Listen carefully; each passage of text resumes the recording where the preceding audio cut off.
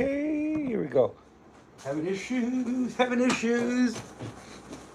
All right, welcome back. It's been so long, I didn't know how to turn the camera on. So, hey, that's how you know this is live. Here with Shot Mom. And happy springtime, everybody. Hope everybody's having a good time. Hope everybody is enjoying spring. I'm going to wait a little bit to let everybody get here, let everybody join the room. Andrew, new viewer, new subscriber. I don't know. If you're not subscribing, this is a perfect time to go and hit subscribe and hit notifications. That way, when I do come on live, because you never know when that's going to happen, to be honest with you, you'll know. You'll know it's time because you'll get a notification. That's the little bell on the side. Like, I know a lot about technology. Okay. Shop Mom's in the room, so it's officially time. I'm waiting for Terry. You're waiting for Pachanga Friday. For Pachanga Friday, that's all we're waiting. Venom is in the room. He's already got his drink on. I have to wait for Pachanga Friday for Terry. We'll give him a minute because I'm a few minutes early. Oh, no, it's time. So, I like how you try to freak people out with your on time, not on time. It's me that's never on time, and now I'm like, where is everybody? Well, you know, this is how it is. Yes, so what are we going to talk about today? It is springtime here in the Texas Hill Country, and blue bonnets are out. Oh, hey, Shop Mom, did my feelings come in yet? what do I hear? Oh, I mean, it wasn't planned, or was it, or not? But hey, what's going on, Danny? Do you mind if It's I been a crash while. your live stream? Come on, where's this? The water is Hey, fine. guys. There's plenty of room. The water is fine, okay? Yes. So What's I don't today's have to. topic? Yes, today's topic is whatever we want to talk about now. It's springtime, my goodness. and yes, do we have a topic, Shop Mom? Did I just ruin it? No, No. you didn't ruin it at all. I thought since you did such a great job editing that video, and he dropped it this morning, we could go ahead and discuss winterizing and the benefits thereof. However, since you're here, do what you want. And that's a great topic. So this morning at 10, dropped a video. Actually dropped it yesterday, and if you were a member, you got to see it a day early. Oh, just saying. But I'm not a member. yeah. So but it was out. Thanks for all the help. No problem. I've been so busy, and you're gonna see in the video head trauma, hand trauma, all trauma. It's been a while. I filmed this video a long time ago. You came over. Winter was just gonna start. So Faye came over to help me It was winterize. back in November, wasn't Yes, it? Yeah. yes. Mhm. And of course, with all of the stuff that's happening with family and stuff, falling off a table, all this stuff, we even still shot the video because I called and said, "Help! I only have one hand. That's not made up." It was, yeah, and it that's took real. so long because this has been sitting in on the disc. So Yeah. Faye says, "Give me that disc and let me help you out." Make it happen. There. Let's publish that video because there was a lot of good content in that video. There's a lot of really good information in that video, and honestly, I think it still applies. I mean, we're kind of getting towards the point where we're taking our vehicles back out of storage. So when the time comes to take it back out of storage, you know, the process of putting it in winterization mode is going to be fresh in everyone's minds. And then, of course, you're probably going to be thinking to yourself, well, crap, I didn't do half the stuff that they showed in that video.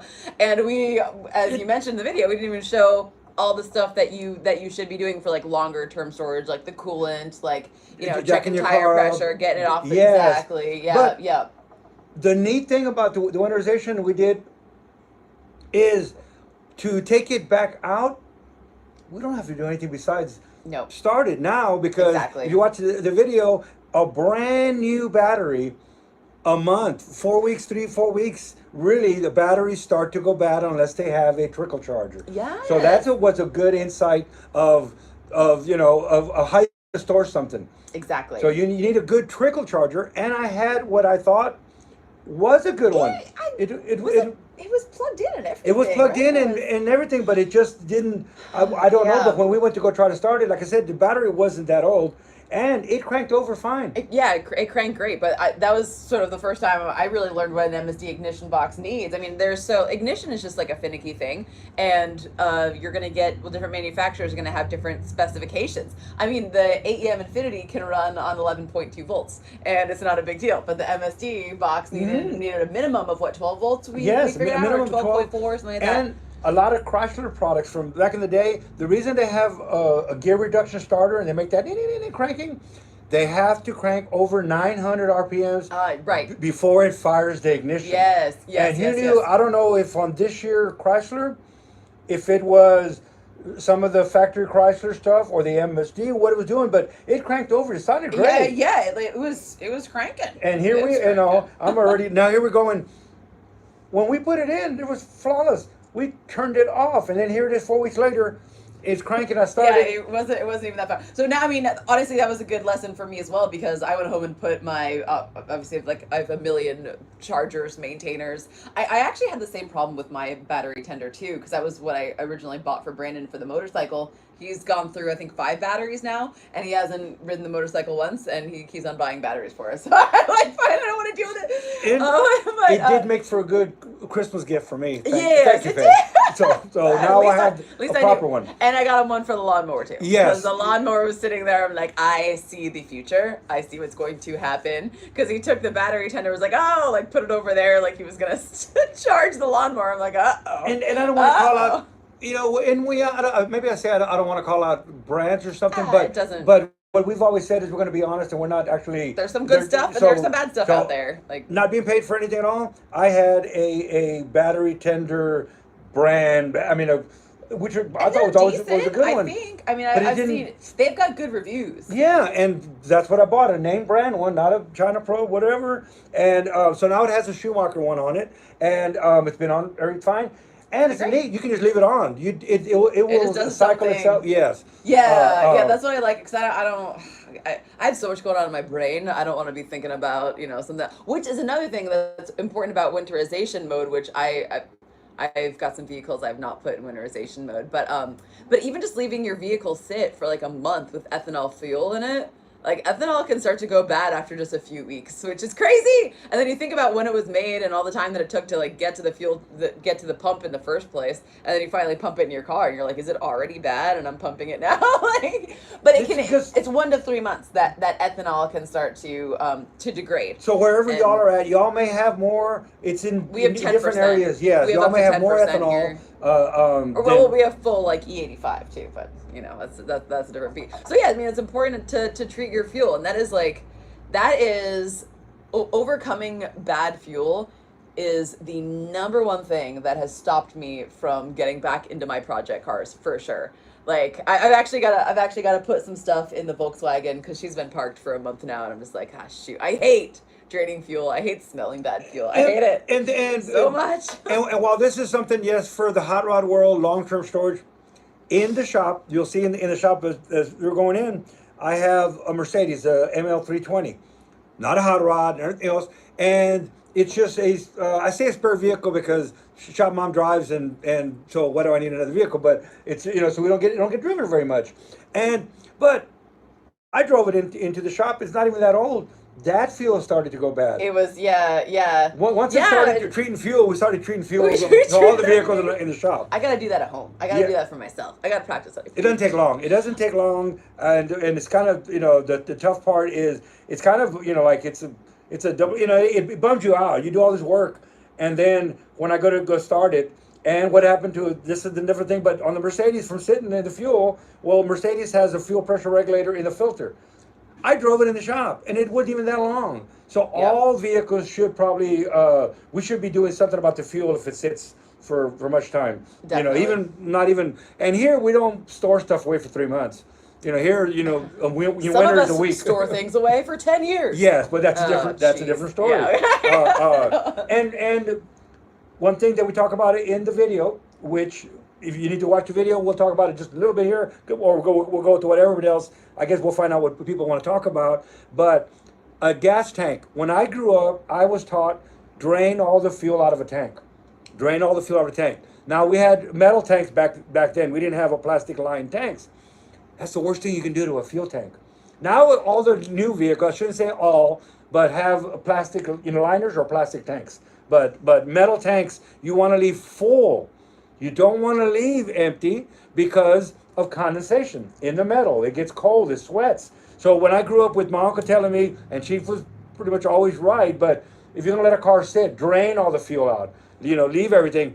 And then what do we end up having? We end up having a rusted tank. Yeah. So it may be good for Yeah. the carburetor, but not necessarily for the fuel tank. Right, right. Yeah, and it's expensive. There's a place in San Antonio that I went to get both of my Supra fuel tanks. It's totally cleaned, sealed, leak checked, and then they did like this really nice paint job on the outside. Like it's not like a normal paint. It's like a sort of thick rubbery. Yes, coating it's almost to like it. undercoating kind of. Yeah, something. yeah, kind of. It's like almost like smoother. I don't know. So, and that was expensive, but that's what had happened. Like I had, well, my car had sat with fuel in it, and so that one was actually, that tank was okay. But then, well, I say my car. They're all mine. The light blue Supra I've been building, that one's out with fuel in it.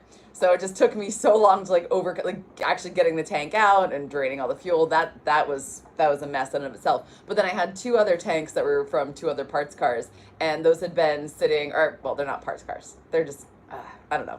They'll be built. They'll be built. They'll be built. I have one that is actually a parts car because there is not a single straight panel on it. It is a mess, and the wire harness is just destroyed. And there's one out of the And five then, that's a parts car. No, and you'll still make it the race car, or Oh, right? He'll be the one that for the 24 hours on the Mans. Yeah, there we go. So I'll still find a way to bring it back from the dead.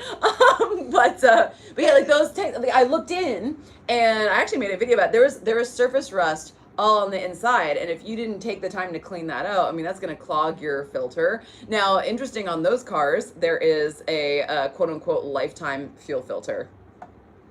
Whose lifetime is what I want to know, because I've taken them apart. It's just paper in there. It's just like, you're exactly right. Whose lifetime? whose lifetime?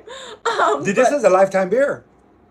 And Yeah. Terry finally made it in the room. Pachanga! Terry, oh, finally I can drink my beer. Woo! I couldn't wait. We've been Terry. waiting. Oh, yeah, we've been Like, waiting. getting warm. Terry. Pachanga Friday, it's okay. I'm always okay. late, so Terry's probably going. He's going to be 5 minutes late. Yeah, exactly. Yeah, probably.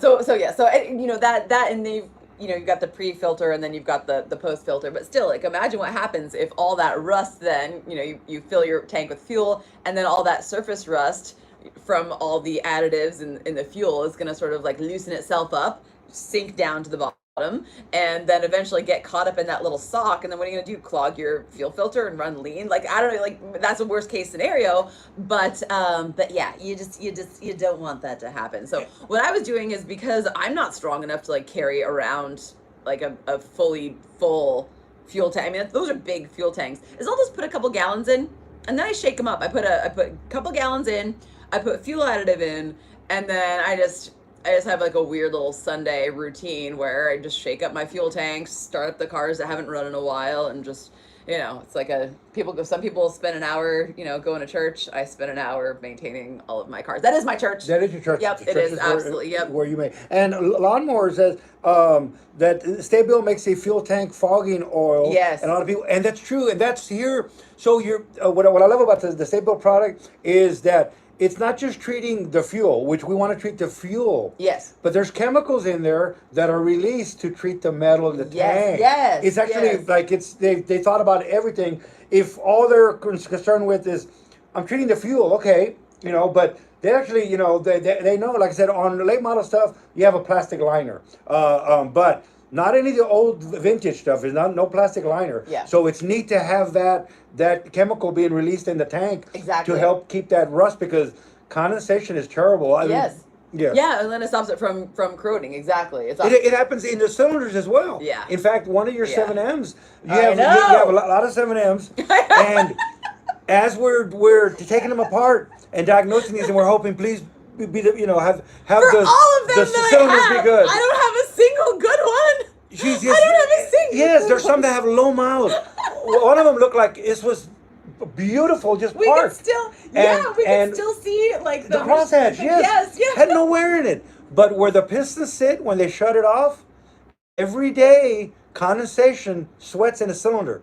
And that water ran down, got around the ring, and pitted a round ring circle, all different. Well, So they're on a 600, two up, two middle, two down. And Yeah. that's what took them out. Yes. So the same thing, the fogging oil that we fog the inside of the engine in, because don't just think it's more. It's not just the fuel, but it is. But condensation is bad. Maybe it's worse here, in Texas. I don't know. But I don't know. I mean, I can imagine where I used to live in Portland is pretty bad. It's if constant you live little rainforest. if you live in the desert, you live in the desert. Sorry about that, but your stuff lasts forever. Yeah, so maybe there's it yin does, and yang. yeah. I'm not For picking sure. people that live in the desert. I mean, Yeah, no, Brandon's in the desert right now. Yeah. He Okay, is so I doing just some- want to point out Yes. there's a couple of little comments. Oh, yay. We're ready. G says it's old school happy hour. Have the chicken timers been set?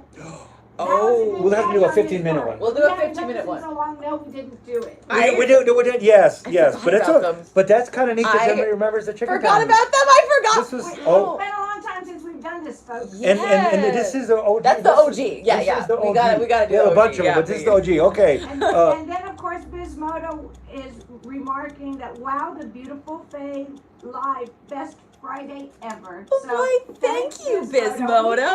We can Aw. that, but we're kind of partial. I appreciate that. Thank you very much. Yeah, well, this was unplanned, but here we are. Yes, and if you We did if- some flywheel cutting today. It was exciting. it was actually kind of neat to get back into it. Faye's been trying to help me get back. I don't want to say a funk because, if y'all have been keeping up with us, and I don't want to bum anybody out, but people pass, and you start thinking of stuff, and you start thinking of what am I doing, kind of, are you chasing, whatever. That doesn't matter. It just lets you reflect on stuff, especially when it's people either your own age is kind of different, but parents same way. So I haven't really done a lot of videoing or editing, some little shorts and stuff, and like I said, Faye came over in November, and that just sat in. Because while yes, Faye helped you come out of your funk a bit, you also helped Faye with getting that 7M running on the dyno. And that's where I was gonna go with Folks, that. That was just It's like it's the it's been coolest- it's kind of when you have buds. There's a lot of- it's we have real buds. You've always helping each other because you're listening to each other. So if you've been watching any of the videos, we've had a great time in the dining room. The dining room will get you out of a funk. Oh, the dining room gets you out of a funk. Maybe to some people not, but we have a thing. I think we're gonna get T-shirts, whatever. You can't get any day in a dining room is a great day. Even It's like the fishing saying. You Yes. know, even like your worst day fishing is better than your best day in the office. It's Is better that than how the it best day at goes? work. Oh, best day at work. Okay. And even our mentality of when something happens in a dining room, you're putting an engine in, and you're putting in different engines all the time. All the So time, you're yeah. building an environment that's like in your car. And if you've seen this Supra is a lot more than your average single 4-barrel small block Chevy. So she built a complete wiring harness, the fuel tank and the fuel system that's in her car. She built in the dyno room. Same fuel pumps. I mean, not just the same kind, the one. So it's been dynoed with the parts that are going to go in the car. The wiring harness and it's very invasive. So you hook up something and, unless there's only one man walks on water, that's what Chief said. It wasn't you or me. You're going to have a mistake, something's going to go wrong. A water hose is going to pop or something. None of that happened. But I'm saying, that's a great day. Like I we did say, spill water. we spill I did water. We spill spill some water, oil. yeah. We spill some water. When you bake eggs, you cook, you break eggs. And I had a fitting that was the wrong fitting. We had a couple of fittings that Yep, were couple of fittings. defective or wrong. and I had a sensor that had a brand new sensor that leaked. That leaked. But it's so much easier to figure that out when the engine is not in the car and you can actually like move all the way around it and stuff like that. Yes, there was a brand new pieces. A lot of brand new pieces go into an aftermarket Oh, engine, God, and there you're making was- them all work on this. There's machined areas that didn't hold the seal. There's things, but like we the say, Revenge of the Powder Coater guy Revenge came of the- back. yes, yeah, but- dude, some bad powder but coating and all stuff those- like that still. all those things are happy times. It gives you something to fix. No, it it's was. in the dyno room. It was, and then also, so not only was it just like, running my engine finally. It's been apart.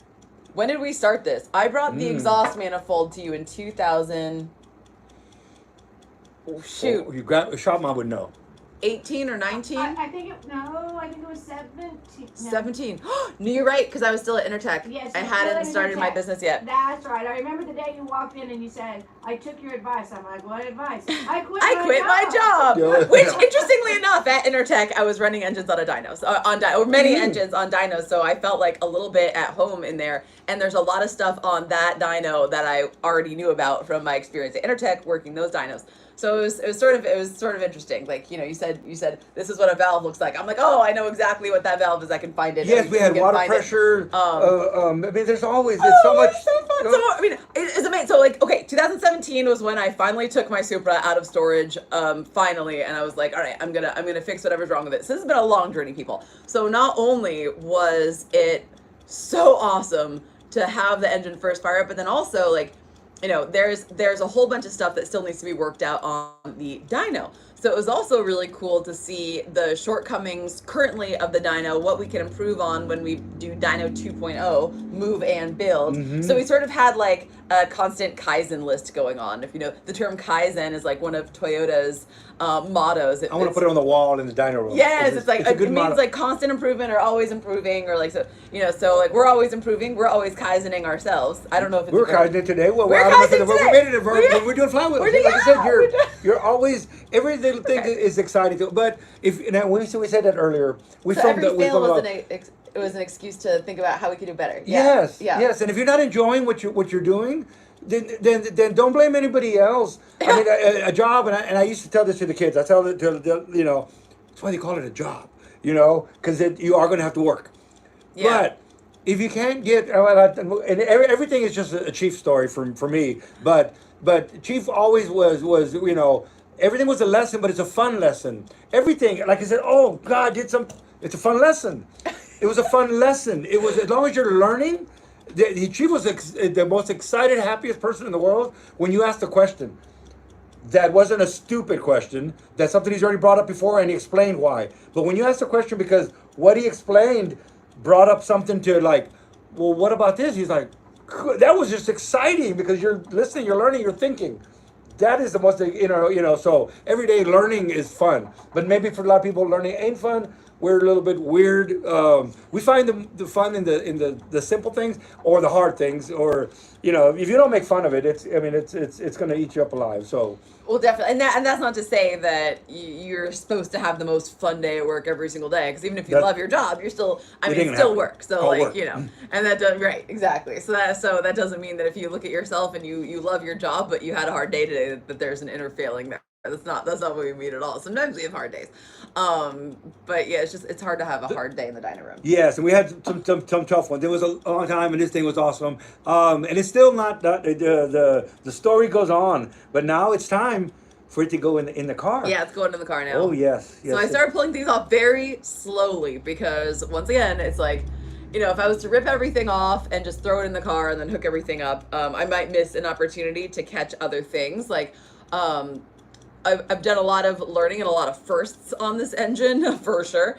And I mean, this is the first time I've ever run my personal engine on a dyno, so that's a pretty cool experience. But even just like learning a new way of crimping. One of my crimps actually came undone while the engine was running on the dyno, and so it started running really funky and misfiring. And I was like, oh my God, what's happening? But it was an opportunity for me to, okay, that was the first connector. That was the first connector that I crimped with this new tool that I'm just learning how to use. And it's nerve-wracking. Yeah, especially being your own engine. Or I think it probably for me be more nervous being somebody else's engine. Yeah. But it's when you're in the room, the dyno room, you don't hear anything that's in the dyno cell. It's weird. It's weird. It's your sensors have to be redone because you're looking at water gauges and you're looking at the screens. We had 3 screens going on. Yeah, I still gotta finish that chassis ear, the dyno ear. Yes, yeah, which is a little device as digital as the world gets. It's a cone. You go back to an old-fashioned ear. Aluminum cone. And we're gonna run copper tubing to the engine and then run it into the dyno room, and then it attaches to this like amplification cone. But it's and you mount it right to the block. And even though you have a knock sensor that can pull timing, you have one of the nicest ECUs. You know, even though the Hollywood bottom and it's changed, but it's real quick. You know, it's a real ECU. It's not Fisher Price, my first ECU. It's not Fisher Price. But like first. what we were also not. Like it's not a Holly Sniper, people. No offense to Holly Snipers. Yeah, but they're great. But it is a different beast. And we had added. We're gonna keep talking about this. I don't know if you can tell how happy we are. But last Friday, and Shop Mom's been really the most because she allows us to do this stuff. Supportive, patient. Yeah, to take care of the customer, pay the bill, got a lot going answer the on phone, too. and yes, got a lot going on right now. With everything. But last Friday, we got a day with Dave Phillips. That was a big deal. So we had in-house the man. Well, you got to explain who Dave. Dave Phillips worked at Jody Smart. I can show you some top fuel pistons that was from Jody Smart. Oh, I'm going to look for a piston, but He's he a worked, TRD engineer. yeah, and then he went people. to Cosworth, and then he went. Oh, he's yeah. the one that first developed a real working data acquisition for a funny car. So he put data acquisition on a funny car. He was the first one, and he didn't come up with the data acquisition. He had the idea, and the funny car team says, the owner says, I don't care what you do, but you're still gonna get underneath there and do the oil pan, because he started off. When you start off in the world, you start off with the clutches, and you start off at the bottom with all the oil dripping on you. As you get more progressed, then you might pull the cylinder heads off, you may pull the blower off. But you're always going to be when you start off at the bottom. Start off at the bottom, Pay your work all that dues. stuff. But he said, you're still going to do your job. But if you want to do data acquisition, you go ahead, you find it, I'll buy it. Then there wasn't much data acquisition, but Dave found a guy who was making a box that had some simple data. So he said, okay, I found it. He put it on the car. This is how simple data this was on a funny car, which was unheard of then. Back then, the crew chief would watch the car, watch the smoke come from the tires, watch the clutch. The driver would tell him how much clutch is slipping. They would all have this talk, and after every run, they would adjust the clutch tighter or looser. Okay? Dave just says this is all going by just people looking and watching and seeing tire smoke. And There's a lot of So room for error. so Dave went all the way down a quarter mile and put light beams all the way down and put some simple data on the funny car. So acceleration, speed, and he would get it by the light beams. So he would go there a day before the race and put up light beams, and that was the first data acquisition. So he could just see Whoa. from this light beam to that one, it should run this. From this one to that one, it should run this. And he started finding out that as the funny car would, or the top fuel dragster would accelerate, they weren't getting the same fuel curve that they were getting in, but everybody was doing this. Well, Dave was just noticing it wasn't right. It wasn't right. So I believe it was Gene Adams, whoever was doing the fuel curve and these big old blowers and fuel. They have a dyno cell, or not even a cell, it's a pump that sets up the fuel system. Oh, there it is. All right. What Dave found is that as the car accelerated, the gas tank is in the front between the tires. It put fuel pressure into the pump, and that changed the fuel. So Dave was able to now work the fuel curve on a funny car. So after that, Damn. so Dave went on and to a lot of different companies, and then Cosworth comes a calling, and they want the data acquisition. They want to buy it. The people that make the data acquisition saying, fine. They go, well, who's going to teach us? They go, we don't know. He goes, well, who's been doing all this? Well, you got to call this guy named Dave Phillips. And if you can hire him, he's the one, because we don't know how it works. I mean, we don't know anything about it besides we just built what Dave said. What Dave would do is tell him, okay, now add this, now add that, now add this, and it got better and better and better. Well, anyway, he ended up going to Cosworth. He ended up going to many different places. He ends up at Toyota TRD, full circle. This dyno And that's where, came from Toyota TRD. Yes. I'm coming full circle. So it still has the Toyota Toyota, TRD. All the these books and little the TRD manuals are all stickers all over Toyota the place. TRD. Yeah, I was so it's loving full it. circle. Dave comes in on Friday, and Dave is an awesome teacher. Dave does. It's like to say, I don't need to teach you. I don't need to give you a fish. I got to teach you how to fish. Okay. Yeah, I learned a ton, and Yeah. Danny learned a ton too. Oh, we were just like, it's we like- were soaking it up, Listen. and he stayed with us for a long time. Till 7 at night? Yeah. He stayed with us for the entire afternoon and into the early evening. And the only reason why we stopped, I ran out of fuel. That's how long we died of this That thing. was That's- that was a suck moment. Yeah. Right there. Right. It was a total suck moment, but it's okay because everyone had to. Normally, obviously, we closed down at 3, and so we were, everyone was just being very patient with us while we were having a great time. But I learned a ton, and we learned that we know from that experience we have a list of things we're going to improve on the dyno. I had a list of things I'm going to improve on the car, and how honored I was so excited and honored that literally someone who for their job was running like awesome like blown Toyota engines on this was interested in seeing Big Super mine. V8s. I mean, yes. Oh man, it was really cool. It was really cool. It really was. And he gave me a ton of insights, and I took so many notes, and I'm still sort of reflecting on them. But And anyway, an the insight chicken- Oh. no, just an insight to everybody Yes. that's going to be any kind of tuning. Just the insight. They don't have to take a real long time.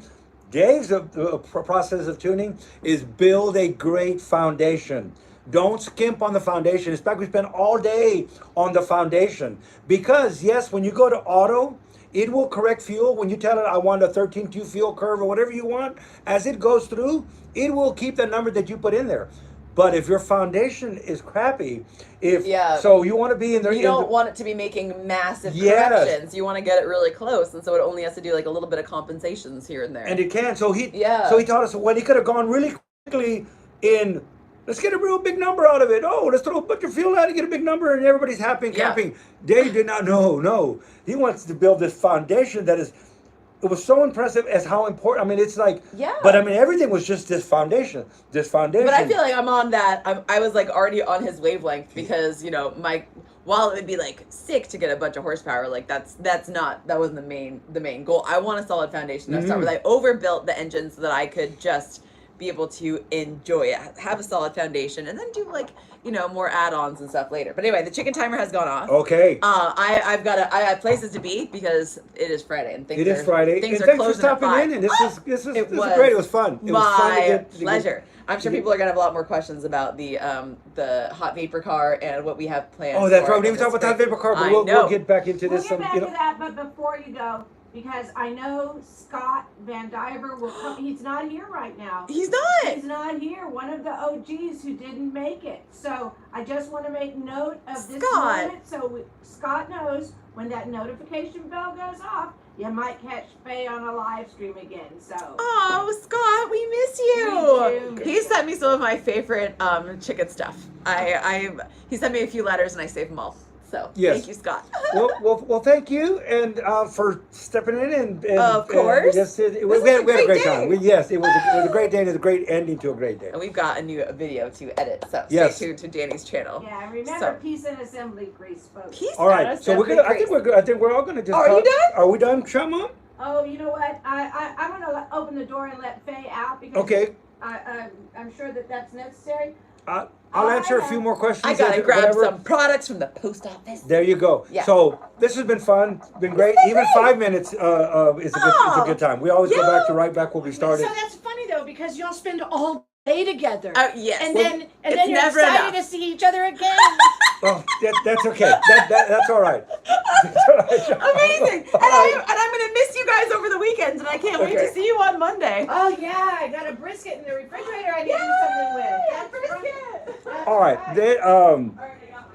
That was neat. That was great. It was fun. We've always enjoyed doing this. If you have any questions now, haven't been watching most of the comments. Shot Mom has.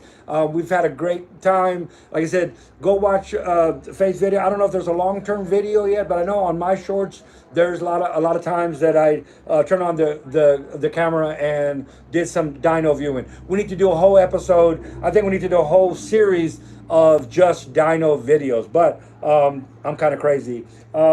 Brisket time. Wait, it is. In fact, Faye bought a grass-fed, no hormones, just the best. You bought half a cow, so she gifted us with a brisket. So if the weather's nice this weekend, we may do a brisket this weekend. If not, I'm always going to grill something, at least some chicken or something. Does anybody else have any questions about the hot vapor engine, about the hot vapor car, how it's going, about the dyno room, about the weather in Texas, about how good this Miller Lite tastes? I don't know, just anything at all. What good does it do if you can't read them? I can't read it. I'm trying to read them. I'm coming. Thank you, Shot Mom. So Shot Mom's going to read the questions to see if she can. Assuming there are any. Okay, and if there's not, then I'll just drink with Terry. Now that I don't know. I'm down to my last little beer, but it's okay. And the chicken timer went off, and it was kind of like old school. Something. John says he has a lot of homegrown, all organic Wagyu brisket, and it's super yummy. Yeah, Faye has changed her diet recently and came in earlier this week with a brisket that she bought from the farmer's market, the local place. where the cow was raised, I shouldn't say grown, raised 2 miles away from her house. And she brought that because she wants Danny to smoke that brisket for her, so that'll be on the agenda. Yes. We love brisket. Brisket is another. It's kind of like building an engine, or it's it's the rite of passage. You can spend 12 hours and have shoe leather. And Hey, Wade does want to know how your hot vapor project is going. okay. Well, I'll answer ways it's supposed to shoe leather, but yeah, Yeah. even shoe leather is good if it's And, brisket. and what about your modern version, the fuel injected version? Awesome. That's really what I'm dying to get back into. But the car's done. Everything is done. I figured out what components and parts were missing when Smokey pulled that out. There's a couple of little secret things going on. Right on the money, it started up and it ran. Hey, we've run the engine before, but in the car it's different. Smokey had a couple of different options, or not options, but he tried some different things. We were fortunate to have original black and white photos, so that I could look at blow up, and black and white photos is amazing. You can see so much in it. And I interviewed as many people as we could that might have been there, especially the photographer, and wanted to know why some things were different. He explained them. Smokey was always changing stuff. So while I learned a lot from the older photos, I wanted to make sure we had the latest photo of the last time that it ran. You can go watch Dino Days. It's on YouTube. It's right here on YouTube. It's not my video, but it's from the Swedish photographer production company that came down to visit Smokey. It starts off with a Chevy LT1. Stay in there longer, and you'll see why they came from Switzerland here. It's for Smokey's advice on the LT1, and then it became an LT1 hot vapor, and the Plymouth is on there. The Plymouth is on there doing burnouts. You can see the photographer editors in the car doing burnouts. You can see Smokey in the car doing circles with his cigar. So it's done. All we need to do now, we don't need to do anything, but all I want to do now is sitting on the floor is the fifth wheel. It's the wheel that hung on the back of the car while they did mild tests. The EPA would do a test. Old timers, the kids nowadays probably ain't gonna know what we're talking about, but the old timers will know. You usually saw a car with a tire hanging out, a bicycle tire on an arm that hung on the back of the car. It was either hung on the back bumper or on the side of the actual quarter panel with the suction cup. And that's how they would do EPA mileage tests back then. Smokey has, or we have now, Smokey's wheel. The actual wheel that was on the car, the bracket is still on the back bumper. So the last time this wheel came off, it came off of this car. It was on the back bumper. When Car and Driver came and did an interview and an article on it, they made Smokey take this wheel off because they didn't want to believe his wheel. So they took his wheel off and they put their wheel on. The exact same numbers. So the articles in Car and Driver are with their wheel and their fuel, not the EPA fuel that they used, which was actually not, like Smokey said, I should use the same fuel that y'all are all using, and you're going to make me use fuel out of the pump when all EPA tests aren't used for fuel out of the pump. Smokey did it. Used the fuel out of the pump, put their wheel on, read a Car and Driver magazine, it did what it was supposed to do. So what we're going to do, Tony gifted us with the original wheel. Smokey bought two wheels. On one side put an analog sensor, and the newer wheel was a digital sensor. He put them both on one wheel, and all of the components are stacked together, and he put them in the floorboard of the passenger side.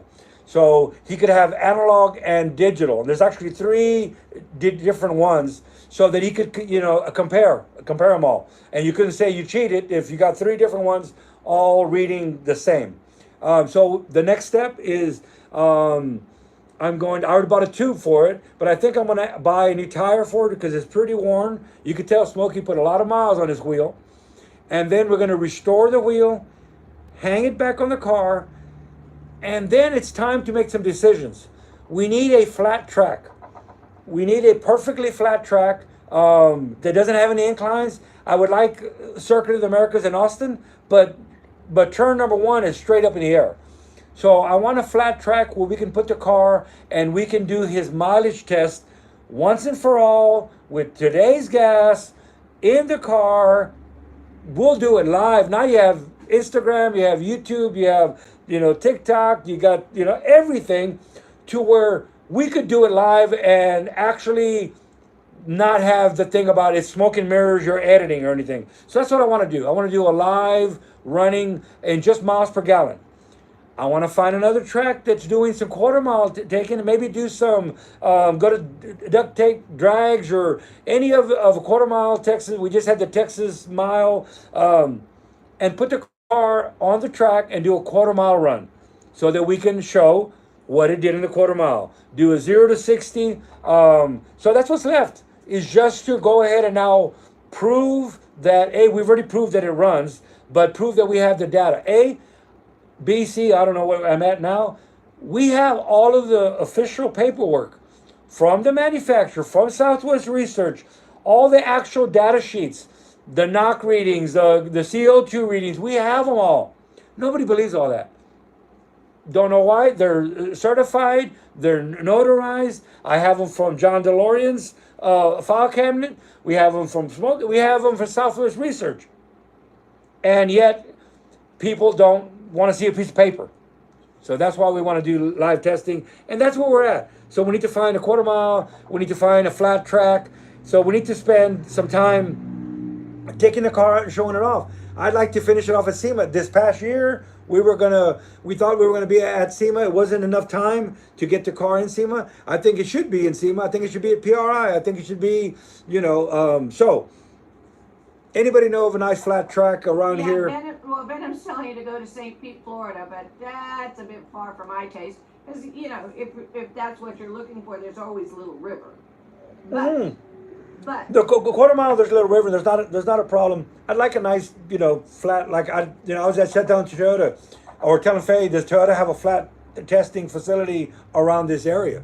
So what was that, Chama? No, I think that's stuff that we can explore as we go along. I just love the fact that we have so many friends in this room who actively participate in the conversation and share the joy that we all have for this project. It's pretty cool. We're blessed. It is neat to have history and be, eventually, people asking all the time.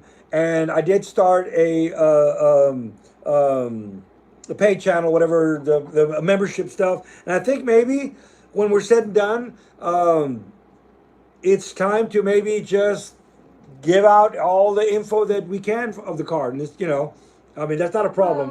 Well, we're not going to do that right now because if in case nobody knows, we've actually started a different company called Sunrock Technologies. Mm-hmm. We're going to be doing some crowdfunding to help us get to the next step in development of the fuel-injected version of Smokey's, genius idea. But we are not giving anything away just yet. Smokey was working on a 2.5 for GM in an S10. If y'all don't know this, he was working on a hot vapor S10 for GM.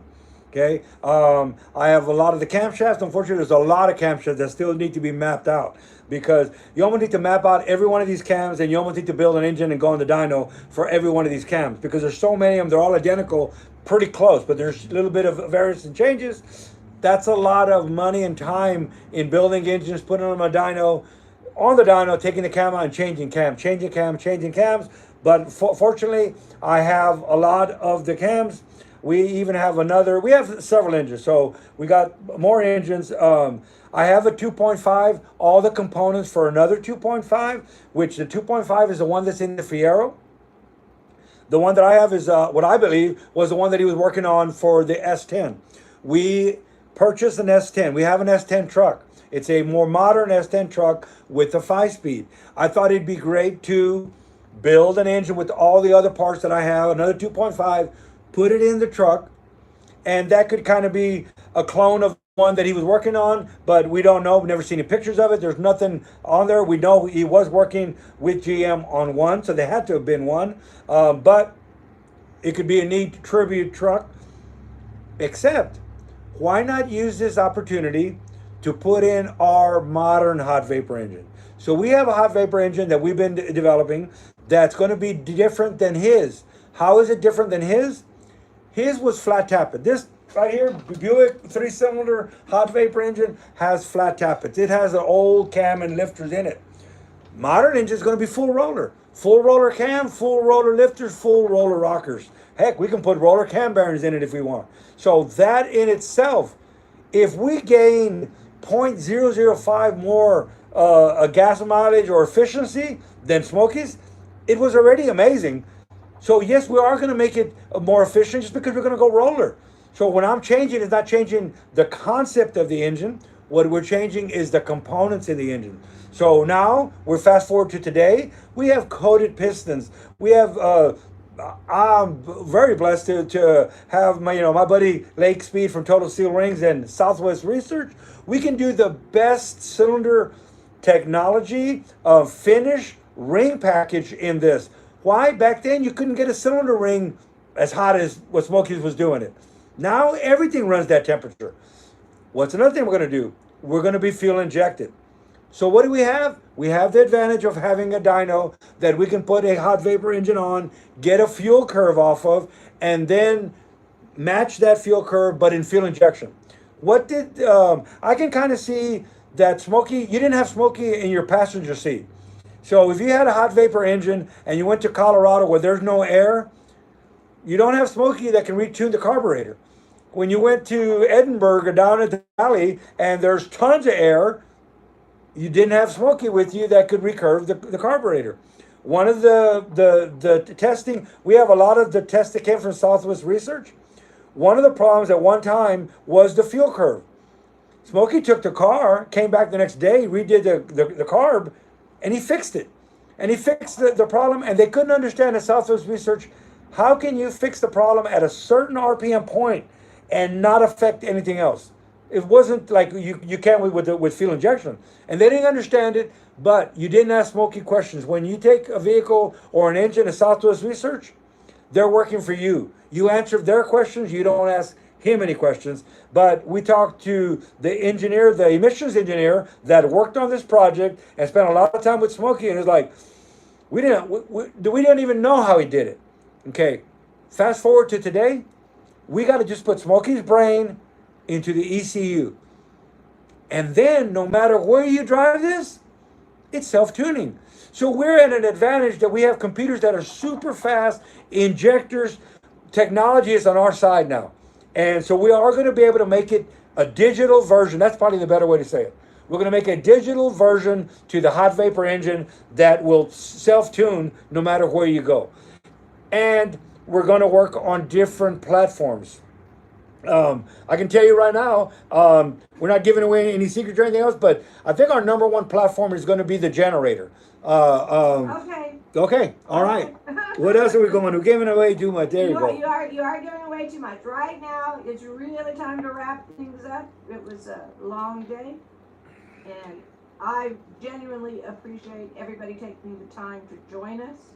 We have said we were going to do this on a more regular basis, and I'm sorry we haven't stuck to that, but keep the notification bell on because we will be doing this again. Yes, and Dave G, if you're still here, thank you. Okay. Well, say thanks for being here, Venom. Yes, kits.